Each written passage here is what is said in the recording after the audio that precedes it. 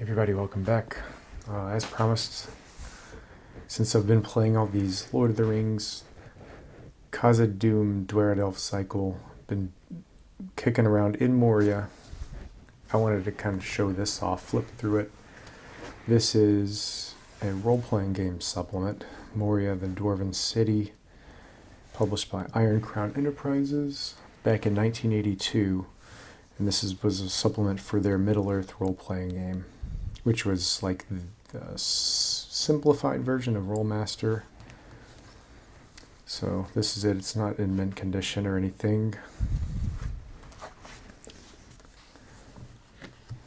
There's the back. So some of the other things that they had and everything. And this is, yeah, it's pretty old. Or 84, I'm sorry. Not 82. So the Rolemaster people, I.C.E, were all about like really detailed, like simulationist type gaming. And you'll see that in this product as I flip through it. So here we have a color map on the inside cover. I think Terry K. Amthor did the maps, but I'm not actually sure about that. So there's Moria and its environs. This is the road going underneath. There's Dimrel Dale. And here's the peaks, the Silvertine, Redhorn, and Cloudy Head. A cross section showing the 7 levels and the 7 deeps. Right underneath the Silvertine, Redhorn, Cloudy Head. Kind of neat. I always like the art style of these maps that they made. Alright, so just looking at the table of contents, you can tell that this is a role-playing game supplement, but like I.C.E.'s Iron Crown Enterprises approach. And let's just take a moment to appreciate their logo. Obviously a reference to Iron Crown of Morgoth with the Silmarils in it. I've always loved their logo. But anyway, so as you can tell, just their approach in terms of graphical layout and everything was very different from TSR and AD&D and D&D. So you have these numbered sections. It's like a war game. When I was young, I played Hex Encounter Chit war games, like with my dad. Old school stuff. And this was the layout of like war game Simulation Publications Incorporated. SPI war games would have like a layout like this. So when I first came across this, it was natural to me, but it's very off-putting to a lot of like more creative, like narrative role player type people. But anyway, this is still old school. I mean, 84. I mean, it's not D&D. It's very different. Okay, so here we've got, there's a lot of italicized text in here. This is like a little story, a little vignette at the beginning. Guidelines on sort of how to use it, and this is MERP and Rolemaster. And they are trying to, the one thing I do like about these is that, and they even stay here, that they are based on extensive research and attempts to meet the high standards associated with the Tolkien legacy. Rational, linguistic, cultural, and geological data are employed. Interpretive material has been included with great care and fits into defined patterns and schemes. I.C.E. does not intend it to be a sole or proper view. We hope to give the reader the thrust of the creative processes and the character of the given area. So again, that's simulationist in nature of like they're giving you, there's some really detailed stuff in here showing you the nature of things in Moria. More of that and less directly gameable content. There's almost nothing in here that's directly gameable, which is kind of strange. But anyway, so typical I.C.E. beginning definitions and terms, they always start with that. So all your abbreviations, they break it out, game terms, Middle Earth terms, languages, and then definitions, some concepts. These are mostly lore-based, like Fenni Dwal is the easternmost and grayest of the three spires above Moria. Its highest and most often shrouded in mist.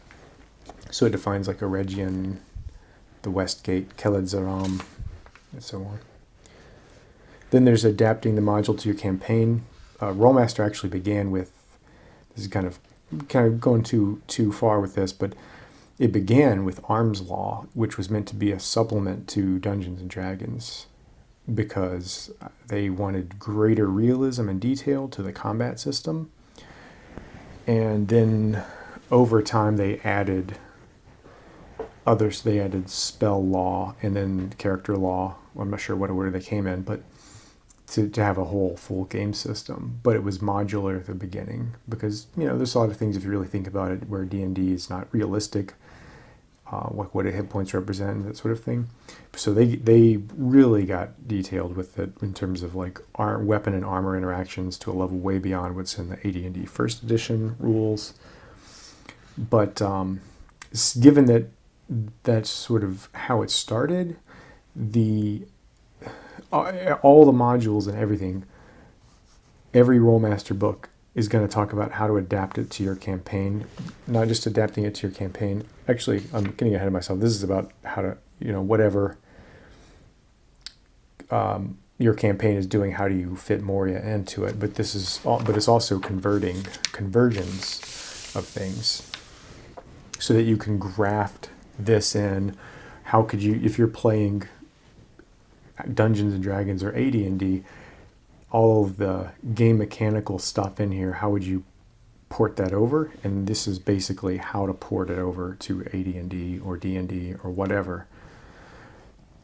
So the way you would convert your stats, because they use a D100 system, so conversion of those to a D20 system. Stats, this game system has 10 stats instead of 6, so they just describe what those are. So you would just kind of make judgment calls based on the descriptions of what these things are and how you would collapse them. And then combat abilities, armor types. So there's 20 armor types, so you have to sort of figure that out. And there's a description of what those are. And so, okay, well, full chainmail is what armor class, and some other things. And then after all that stuff, which is kind of it's possibly a very useful place to put this stuff in terms of layout, but it's also off-putting in terms of, oh, what's this? Moria, awesome. Oh, wait, what? It's not very inviting. So here we finally get to introduction to Moria. And here's some of that detailed stuff I was talking about. There's very little art in the book. It's very text heavy. It's good text. So they talk about the land and the climate and ecology. So they get into, temperatures rarely deviate from a norm of 49 to 56 degrees. The humidity is comfortable, albeit slightly damp. So, how is that gameable per se when you're getting to that level of specificity? But that's their style. Plant life, they're really into plants and herbs. So they've come, I don't think any of these are mentioned in Tolkien. They might be, but I don't think so. So you have Gorfing, Limsing, Lothfalag, and they're cool. Like this one, Madark, it's a huge mushroom, and it could take you 10 minutes to cut one down because they're massive, and then it's awesome because thin succulent ridges, it says, run outwards from the trunk on the underside of the Madark's crown. The juice within them is called Pelennauer, which is Sindarin for encircling fire. Again, this might be in Tolkien, but I don't think so. So this Pelennauer serves as a powerful healing agent. Each mushroom yields a pint of this juice, which is equal to 1 precious dose. When mixed with an equal part of water, it forms a purplish potion which warms the body, and within less than 2 hours heals all the imbiber's cuts and blood vessels and restores normal blood flow. If one drinks undiluted Pelennauer, however, his blood will churn within its channels and swell with frightening fury. Unhealed wounds reopen and cuts widen. In some cases, a victim's veins simply explode. Greed can breed a rather disagreeable fate. So here we have, you know, a lot of games would just say, it's a poison, because really it could be either one. It could kill somebody or it can heal them. But I just love how they get into how to prepare it, and that's going to be in all this stuff. And all of these have descriptions like that. And also, the whole thing about blood vessels and stuff, like, is relevant because Rolemaster will get into that kind of stuff game mechanically sometimes. Then they have animal life, and these are some animals that they came up with. Chamber birds, cave bear, cavern wing. I think there's something on the other page. But this is really creative. The death shrew. Oh yeah, the death shrew. I love the death shrew. And the reason why is because this is a shrew that carries a disease to which it itself is immune. Their fur are prized among the Dunlingdons. They get into that. But it's a carrier of a disease called the Blue Hand. It's not contagious or fatal. What Dunlingdons will kill themselves if they contract this disease. And what it does is it causes blue discolorations of the skin, large boils on the hands, feet, and under the eyes, bleeding through the ears and the nose. Those who contract it are often immobilized or crippled, and frequently outcasts.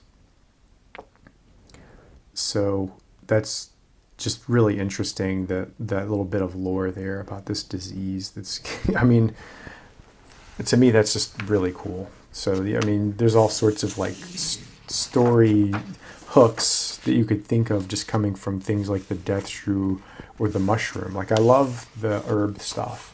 And when I was running, but pre-COVID, running a game, I really borrowed a lot of herbs and made like a random herb table of like 100 herbs, and was getting into, I think I mentioned this in an older video of mine, where you can use the herbs to combine them to create things and stuff like that.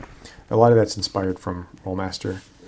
So here they actually have, this is one of their typical herb charts. So you probably can't see the detail in the video, but they have these codes that tell you what climate it's present in, what kind of locale, how hard it is to find it. So lim sang is a mushroom that you ingest. It's worth 25 gold, and a pound is also equal to a week of preserved rations. So just interesting stuff. So Pelennor down here is listed under the poisons. Undiluted, which is undiluted Madark. So Madark is an herb. It's up here. That's the good part, when it's mixed with water. And then Pelennor is pure Pelennor. Will really mess you up.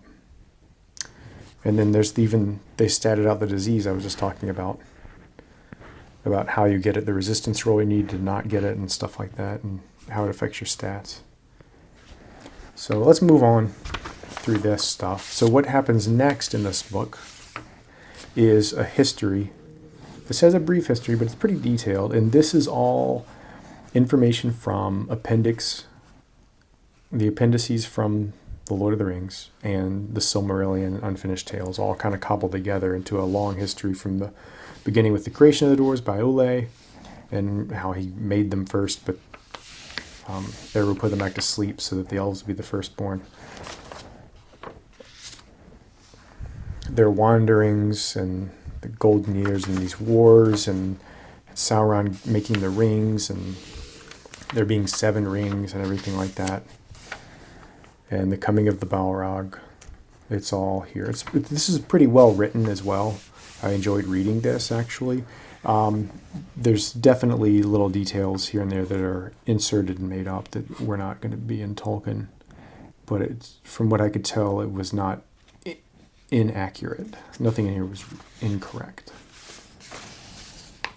Just elaborated for some detail.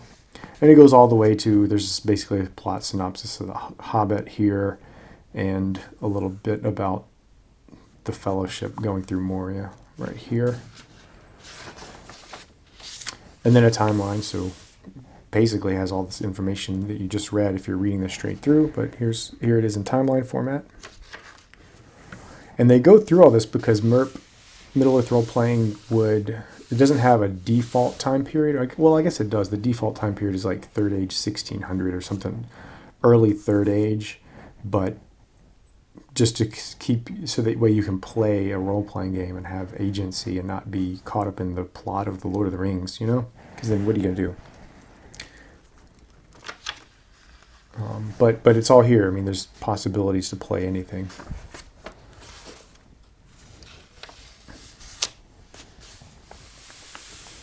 Some stuff on the culture and appearance of dwarves, which, I mean, you basically already know. The thing about this, and the reason I say there's not a lot of gameable content in here, is all this, if you're a Tolkien fanatic, you can read this. You already have the books. I mean, you have the Lord of the Rings, you have the Silmarillion. Is this needed in a role-playing supplement? This whole section, all these pages. Because this isn't gameable content from an RPG perspective. It's very cool. This is a very cool book. I love it. But if I'm evaluating it, I can evaluate it through the lens of nostalgia and coolness to me versus evaluating this as a role-playing game text. And from that latter perspective, a lot of shortcomings here. A lot of shortcomings.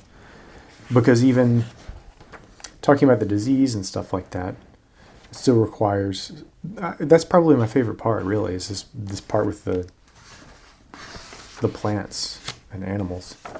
Maybe. There's some other stuff we'll get to. But you already know all this stuff. You already know what the dwarves look like. And how, here's Durin's line. That's in the back of the Lord of the Rings. They just, reformatted it for you. There's Thorin, Fili, Kili, Balin, Dwalin, Owen, Glowin, Gimli, the elf friend.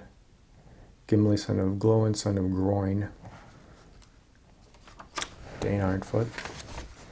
The Engerthess, which you know from the appendix, that's also there.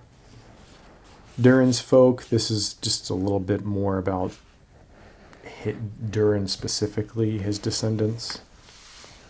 Then we get into Dwarven technology, and this is another really detailed, we're getting into some detail, man. Tools and techniques, and it goes over mining techniques, and it describes how these mining techniques work. So this is like kind of educational. You got smelting, forging, mold works, sheet works, wire works, bar works, and cold forging. So, I mean, they actually describe, these are real things, and it describes the process. And then there's more of this italicized text that's like, all this is like stuff from elven diaries, people who visited, like travel diaries of people who visited Moria, elves. Then we've got machines. It describes how they work, how do their pulleys work. It goes into detail, Pulleys are set in long lines affixed to the ceilings of the corridors. The connecting cables are suspended by steel L-bars, which also act to guide goods shuttling by. The tip of the bars holds small wheels over which the cable runs. When a load is moved, it is crated and placed on a platform, and this, in turn, is attached to a hook joined to the guide line. As the cable moves, so does the burden it bears. Fire wagons, water wheels, elevators. There's a ram drill. So it does help a dungeon master, a game master, to really understand how all these things work, because they can describe it, which in turn enables players to interact with them, right? Instead of just, here's a thing, and, I interact with it by making a statement or rolling a die to resolve the result. If you have very detailed information on how all these things work and how mining works, the ecologies, the nature of the stones and metals, then you can run a game in a very different way, you know. But it takes a lot of work. And then this stuff is all made up, like watchers in stone and stuff like that. These are like quasi-magical items. Warcraft, so it goes into detail on the nature of their armor, their helms and greaves, their shields, what they look like and how they make them, what they typically look like, what kind of motifs or how do they decorate them, that sort of thing, with the style of the grip on the shield, and you know, really detailed. Military organization and tactics, and then here's like a chart showing the names of units, how many warriors are in a unit. So we'll say, well, the Mansion Watch has 392 warriors divided into 2 divisions. A commander of a Mansion Watch is called a Lord Warder, has no parent unit, so that's a larger military unit. And they use various kinds of armor, various kinds of weapons. The Mystic Warders are 7 divisions of 49 warriors each, commanded by the High Mystic. They fall under a Mansion Watch. So a Mansion Watch is composed of Mystic Warders. Those are like subdivisions, which in those in turn are broken down into Rome Watches. So that's interesting. Dwarven trade, a little bit about it, the economy, alternate names of coins, a little price chart. It's pretty small. Structure of a Dwarven city. So these are descriptions of different types of rooms within the city. Now, they actually acknowledge in this text that Moria is so big it would take volumes and volumes to map it out.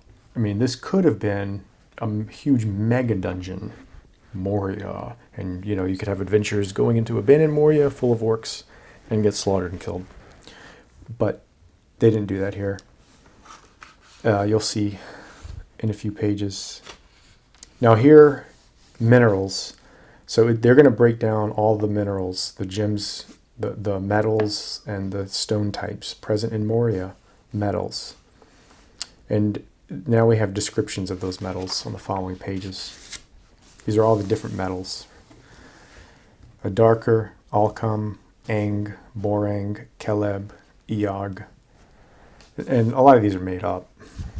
Pretty much all of them, I think, are made up. But there are descriptions of each of these types of metals and how well they work, how easy it is to work with that metal, what kind of things those metals are typically used for. It's detailed. I mean, you know, it's only like, even though it's just a paragraph, that's still kind of a lot if you think about it. And then over here, these are the special minerals table. They're all listed here. So the bonus is how a weapon or any item made with that thing would be modified in terms of its durability, or it's if you're making an attack using a sword made out of mithril, for example, you're going to get plus 20. But if you're using Ithilden's minus 20, or it's less durable. The values, the custom work cost and time multipliers, so how quickly you can work with it or not. And then over here, we begin with stone, different types of stones and everything. So some of these are like glasses, stone classification. So like Fenin is Lane, quartzes, obsidians, topazes. It's neat. It's very interesting. Construction methods. Here's some examples of some patterns, Architectural themes. So again, this is the structure of a Dwarven city, but it's really giving you kind of general principles. It's very text heavy for you to read and learn about and study. Like this is the kind of supplement that you study. You might even take notes on this thing in order to prep your game, and you really understand the type of architecture, which will help you describe things when you're running a game. But it's not all about specifically mapping stuff out on graph paper.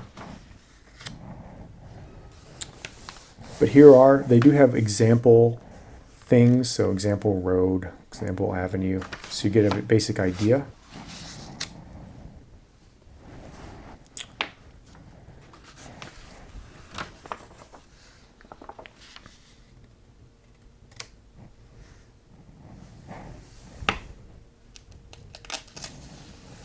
And it'll also tell you how common or frequently you'll run across something, but they're just descriptions of what these things are like.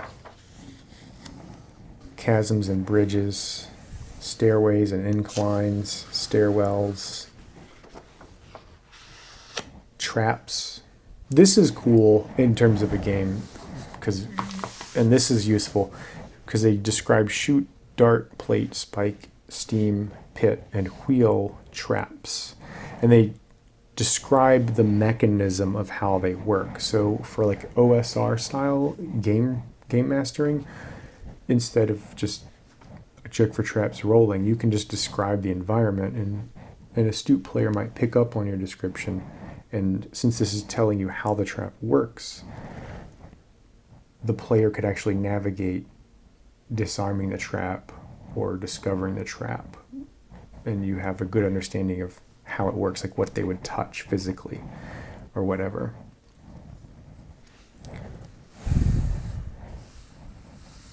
So like spike trap, it even says the floor drops under a weight of 35 or more pounds. A shaft turns a series of wheels which drive the group of spikes outward and across the trapped surface. Spikes vary in length, so 35 pounds is very specific, so somebody walking with a 10-foot pole tapping the floor isn't going to trigger the spike trap. But somebody throwing, 35 pounds, you're not going to be just throwing something 35 pounds randomly around, but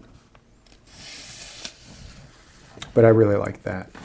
But it does stat them, area of effect, detection, difficulty, disarming, and avoidance. So those are 3 different things you could make rolls for, but you could forgo all that and use just description. Then here, this is kind of weirdly placed, this Moria's evil inhabitants part, and it's kind of in a weird place, I thought. But these are the orcs. These are like different orc tribes, the trolls, the beasts, and then of course the Balrog.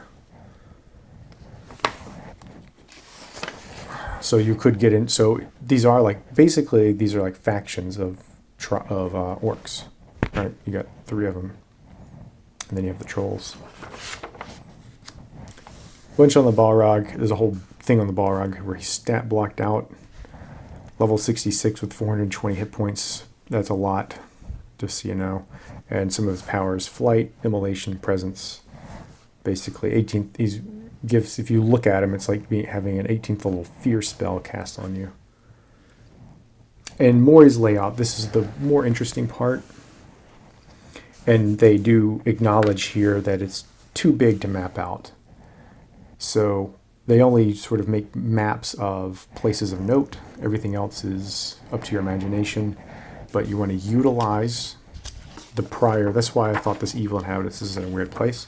Because you want to utilize this to help you describe, you're in a place where there's an arch or a drawbridge. So what their drawbridges look like and everything like that. So there's your text descriptions of things. And the way it works, they only mapped out the routes of the deeps and the levels. These are like the main thoroughfares, the main roads. And then some things are keyed. Those are specific places. But this is just like a general, this is like the main road network, I guess. Just a way to think of it. So it's a grid layout. But then wherever you are, generically, there's a random feature table. So depending on generally where you are, a city avenue, city road, access way, in the mines, or specific feature, you're doing a roll to see where you are. So like if you're on a city access way upper and you roll a 16, then the passage bends to the right. So the passage bends left, right, straight, up, down, levels off, dead end. And then all these other things can, lead to other things like a guard chamber or a library or an elevator, or a store hall, something like that. So it's kind of like a random dungeon generator, but not to this a degree of specificity that you'd be mapping it out on graph paper using this. But you're walking along, oh yeah, we're on the first deep, and we're on like a little side passage, and maybe something's happening, or maybe you rolled a random encounter, so you need to place where you are because you're just kind of generically traveling, and then because there's a random encounter table later in the book. You do have a random encounter, so they need to get some specificity of what's the environment like, and you can use this and then flip back to these example maps or descriptions. Oh, okay, there's suddenly a warg, and you're in. Oh, you happen to be near some crypts, so you can describe those things, and they can navigate all that. So it's a little more on the fly.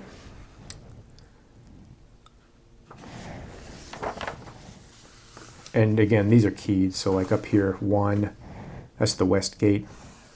Down here, 9, that's the east gate. And I'm not sure if they... Yeah. Second level. They do the levels and then the deeps. All up to the 7th level. There's the Chamber of Records where the Book of Mizarble is. There's the back door that the Fellowship ran out. There's the main where the trolls and everybody came running in that door. And general maps of the deeps. They have a cold forge down here on the 6th deep.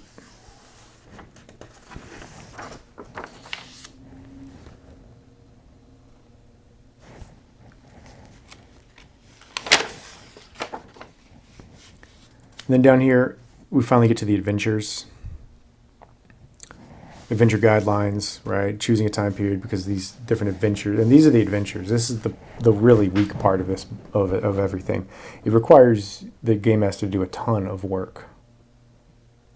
You have to basically. I've given you information describing the physical environment in a generic way, which would allow you to fill in details. They've given you some good information on the nature of the stones and the metals and everything that they're going to be around. The political structure of the orcs, the military structure of the dwarves, all that. And then you get to adventures. And so you pick a time period. So they got Third Age 1640, Third Age 3000. So this is War of the Ring is 3018. So this is before the Lord of the Rings, but closer in time to it. 1640 would be it's still inhabited by dwarves. So you're going, and then here you are plundering the place. And then they have another one, well, 2 more, 3020 and 4th Age 100. And these are just so generic, and a lot of their products are this generic. I mean, or bare bones. I mean, that's it. So this is not an adventure module. What do they even call it? It's not called a module or anything like that. It's a book. It's a package that details all of the Dwarven city of Khazad-dûm.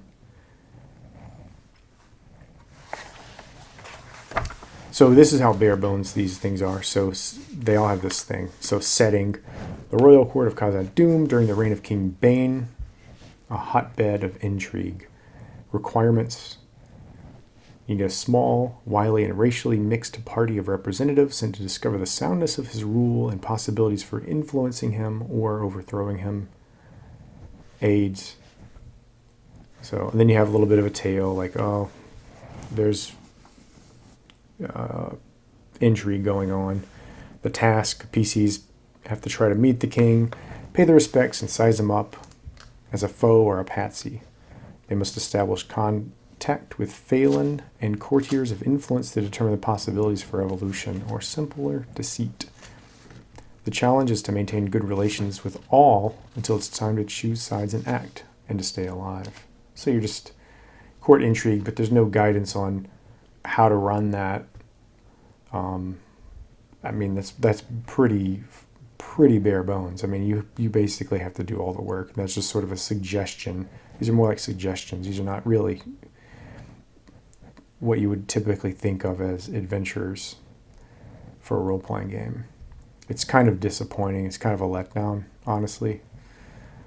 But the product is what it is. I mean, in order to have more fully fleshed out things, I mean, this would be a completely different product. It would be either longer or just completely different in nature.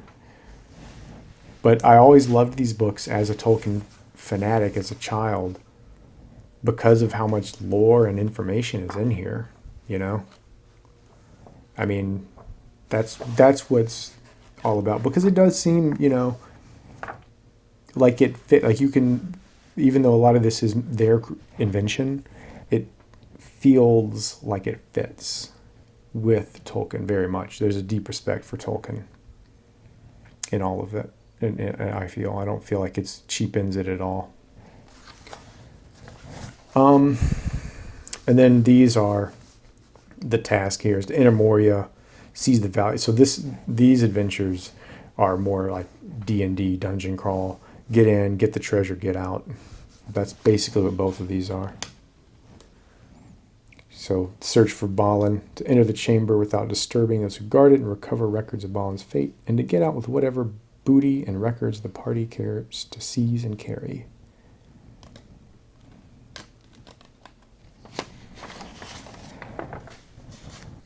So that's that.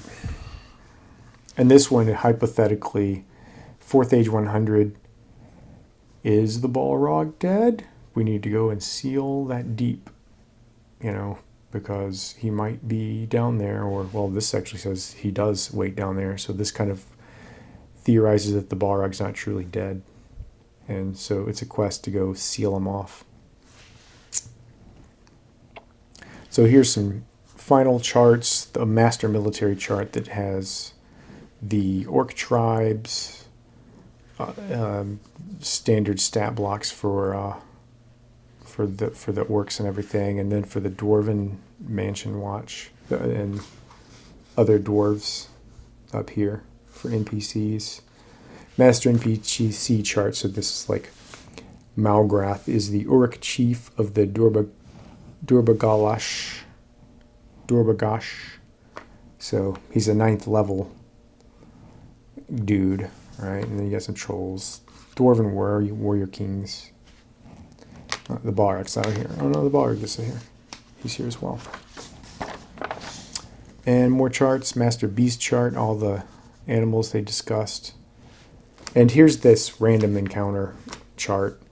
Depending on, this might be hard for you to see what level you're on. So this is levels 7, 6, and 5.